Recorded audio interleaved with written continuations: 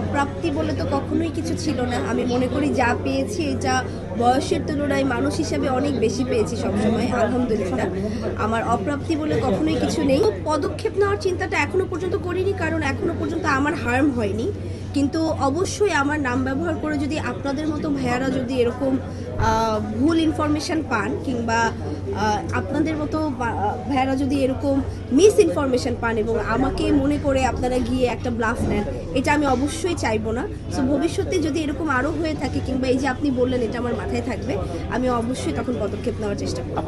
আমি জানি না আসলে অ্যাওয়ার্ড কিসে পরিণত হয়েছে, কিন্তু অ্যাওয়ার্ড জিনিসটা আমার কাছে অনেক অনেক বেশি মূল্যবান। কারণ আমি যখন আমার বাসার শেলফে তাকাই, আমি এমন কিছু অ্যাওয়ার্ড দেখতে পাই যেটার উচ্চতাটা আসলে অনেক অনেক বেশি।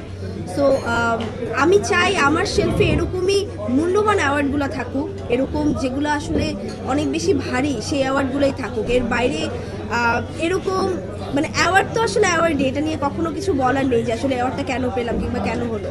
কিন্তু অ্যাওয়ার্ডটা যখন আমি নিজে ফিল করব যেটা এইটার থেকে আমার থেকে আরেকজন ভালো ডিজার্ভ করে অবশ্যই, কিংবা এটাতে আমি আমারই আপ টু দ্য মার্ক ছিল না, আমার নিজের কাছেই যখন প্রশ্ন আসবে, তখন আমি মনে করি আমি গ্রহণ করতেও আমার একটু তখন কষ্ট হবে যে আসলে কি আমি ডিজার্ভ করি। এটার বাদ বাকি আসলে এখন তো অনেক মানুষই অ্যাওয়ার্ড পায়।